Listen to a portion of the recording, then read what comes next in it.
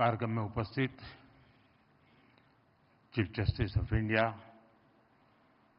D.Y.. Chandrachud ji, justice Shri Sanjiv Khanna ji, justice B R. Gavai ji, देश के कानून मंत्री Arjun Ram Meghwal ji, attorney general R. Venkat Ramani ji, supreme court bar council के अध्यक्ष श्रीमान Kapil Sibal ji, bar council of India के अध्यक्ष भाई मनन कुमार मिश्रा जी, सुप्रीम कोर्ट के सभी जजेस,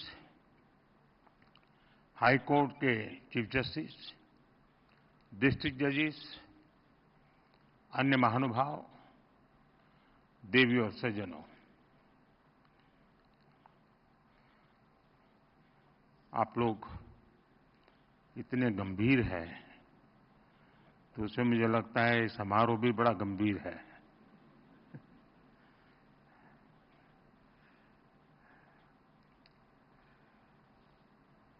कुछ ही दिन पहले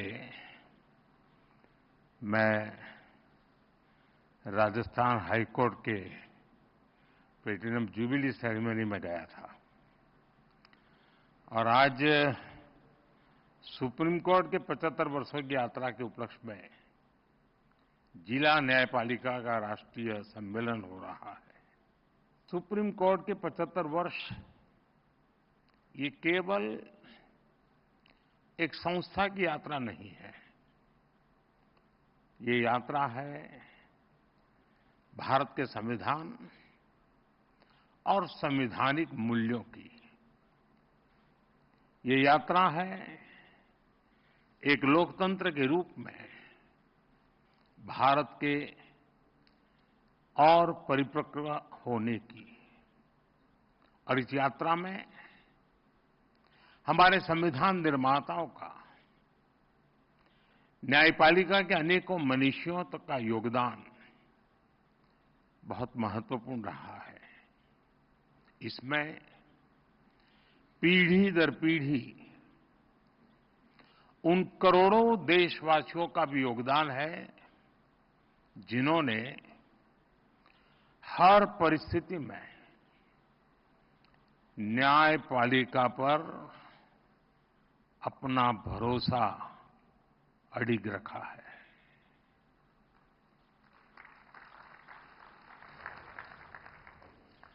भारत के लोगों ने कभी सुप्रीम कोर्ट पर, हमारी न्यायपालिका पर अविश्वास नहीं किया।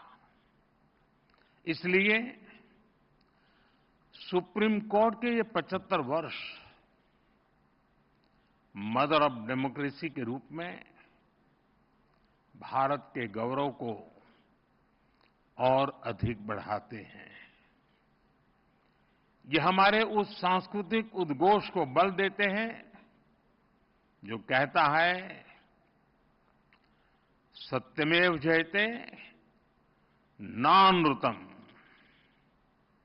इस समय देश अपनी के आजादी के 75 वर्ष पूरे करके संविधान की 75वीं वर्षगांठ मनाने जा रहा है। इसलिए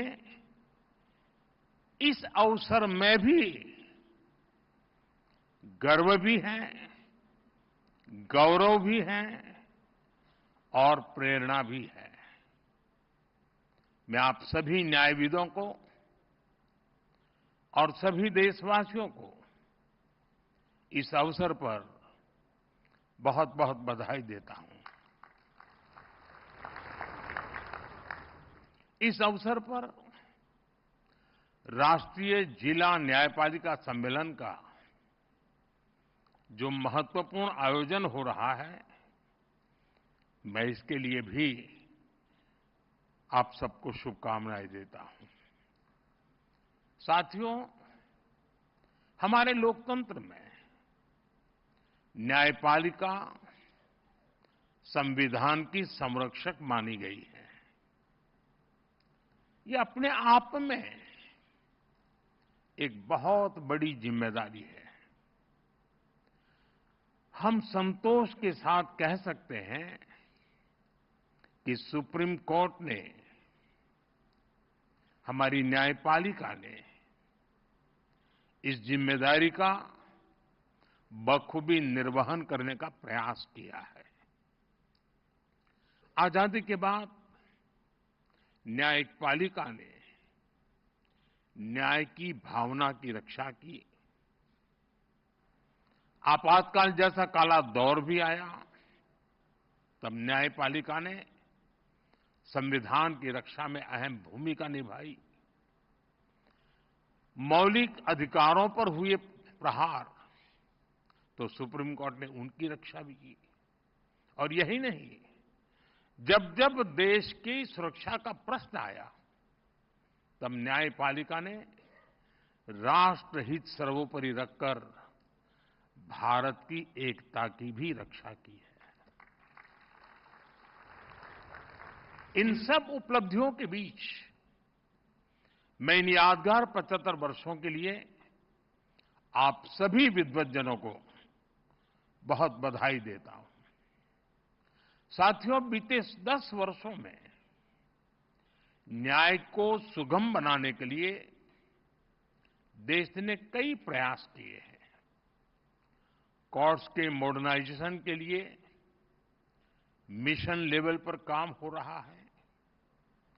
इसमें सुप्रीम कोर्ट और जुडिशरी के सहयोग की बड़ी भूमिका रही है। आज जिला न्यायपालिका का ये कार्यक्रम भी इसी का एक और उदाहरण है। इसके पहले यहां कई लोगों ने उल्लेख भी किया, सुप्रीम कोर्ट और गुजरात हाई कोर्ट ने मिलकर ऑल इंडिया डिस्ट्रिक्ट कोर्ट जजेस कॉन्फ्रेंस का आयोजन भी किया था। इस तरह के आयोजन ईज ऑफ जस्टिस के लिए बहुत ही जरूरी है।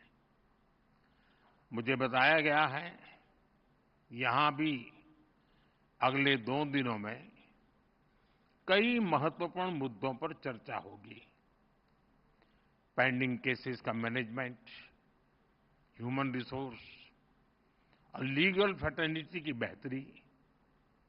आपने चर्चा के लिए सभी जरूरी विषय तय किए हैं। मुझे खुशी है कि सबके साथ अगले 2 दिनों में एक सेशन जुडिशियल वेलनेस पर भी रखा गया है। पर्सनल वेलनेस, सोशल वेलबीइंग की सबसे पहली जरूरत है। इससे हमें हमारे वर्क कल्चर में हेल्थ को प्रायोरिटी देने में मदद मिलेगी। साथियों, हम सब जानते हैं, आज आजादी के अमृतकाल में 140 करोड़ देशवासियों का एक ही सपना है, विकसित भारत, नया भारत। नया भारत यानी सोच और संकल्प से एक आधुनिक भारत। हमारी न्यायपालिका इस विजन का एक मजबूत स्तंभ है। खासतौर पर हमारी डिस्ट्रिक्ट जुडिशरी भारतीय न्यायपालिका की व्यवस्था का एक आधार है। देश का सामान्य नागरिक न्याय के लिए सबसे पहले आप ही का दरवाजा खटखटाता है। इसलिए ये न्याय का प्रथम केंद्र है, ये पहली सीढ़ी है। हर तरह से सक्षम और आधुनिक हो, ये देश की प्राथमिकता है। मुझे विश्वास है, ये राष्ट्रीय सम्मेलन, इसमें हुए विमर्श देश की अपेक्षाओं को पूरा करने में मदद करेंगे। साथियों, किसी भी देश में विकास का अगर कोई सबसे सार्थक पैरामीटर है, तो वो है सामान्य मानवीय का जीवन स्तर। सामान्य मानवीय का जीवन स्तर उसकी ईज ऑफ लिविंग से तय होता है।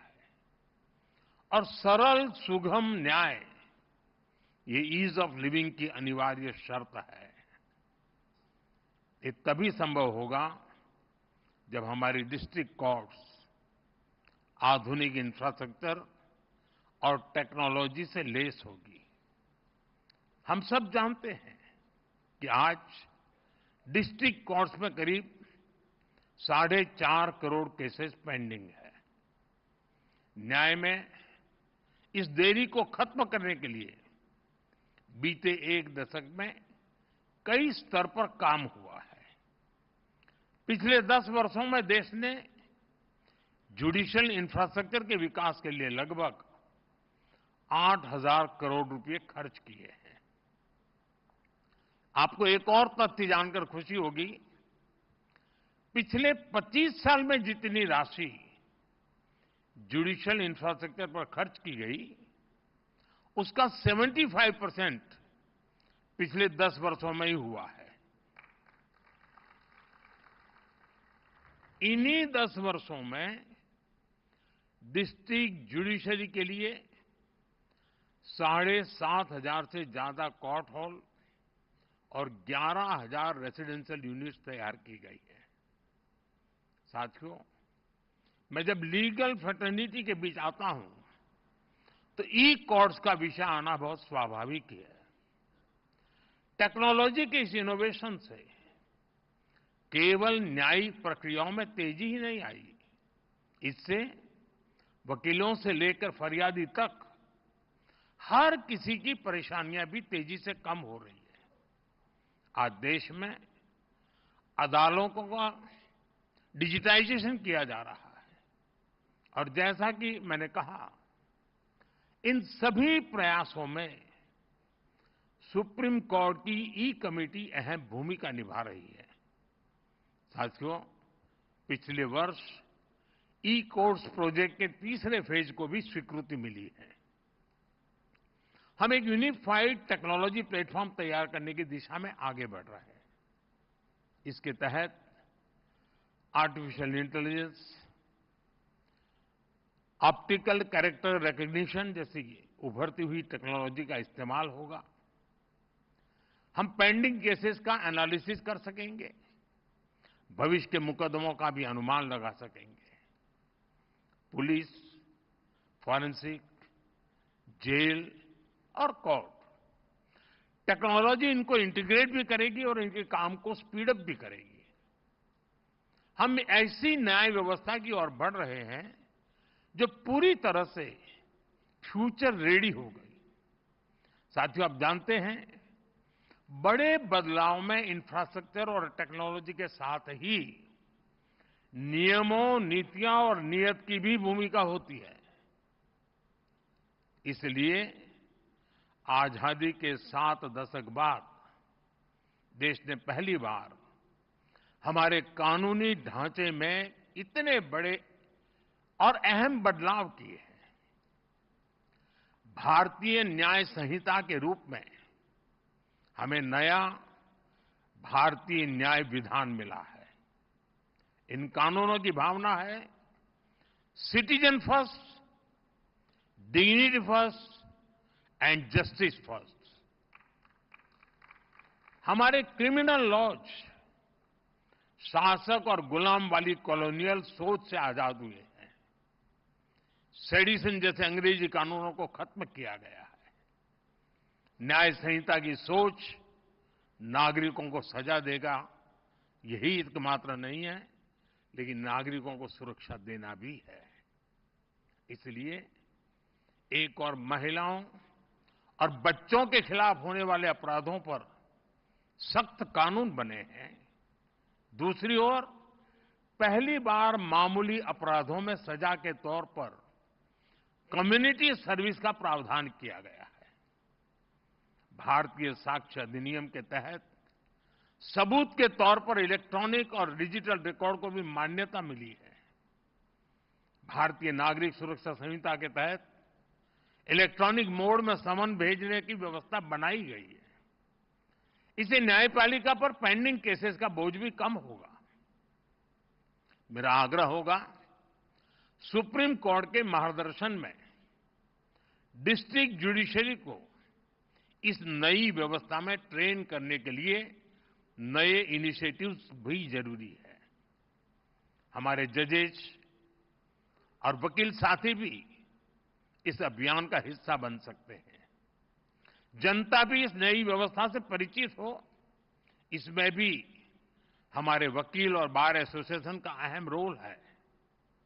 साथियों, मैं देश और समाज के एक और ज्वलंत विषय को आपके समक्ष उठाना चाहता हूं। आज महिलाओं के खिलाफ अत्याचार, बच्चों की सुरक्षा समाज की एक गंभीर चिंता है। देश में महिलाओं की सुरक्षा के लिए कई कठोर कानून बने हैं। 2019 में सरकार ने फास्ट ट्रैक स्पेशल कोर्ट की स्थापना की योजना बनाई थी।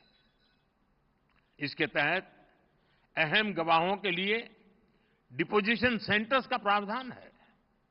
इसमें भी डिस्ट्रिक्ट मॉनिटरिंग कमिटीज की भूमिका महत्वपूर्ण हो सकती है। इस कमेटी में डिस्ट्रिक्ट जज, डीएम और एसपी भी शामिल होते हैं। क्रिमिनल जस्टिस सिस्टम के विभिन्न पहलुओं के बीच समन्वय बनाने में उनकी भूमिका अहम होती है। हमें इन कमिटियों को और अधिक सक्रिय करने की जरूरत है। महिला अत्याचार से जुड़े मामलों में जितनी तेजी से फैसले आएंगे, आधी आबादी को सुरक्षा का उतना ही बड़ा भरोसा मिलेगा। साथियों, मुझे विश्वास है कि यहां जो विमर्श होगा उससे देश के लिए बहुमूल्य समाधान निकलेंगे। जस्टिस टू ऑल का रास्ता मजबूत होगा। मैं एक बार फिर आप सबको इस पवित्र समारोह और समागम और चिंतन मनन में जरूर अमृत निकलेगा, इस आशा के साथ अनेक अनेक शुभकामनाएं देता हूं। बहुत बहुत धन्यवाद।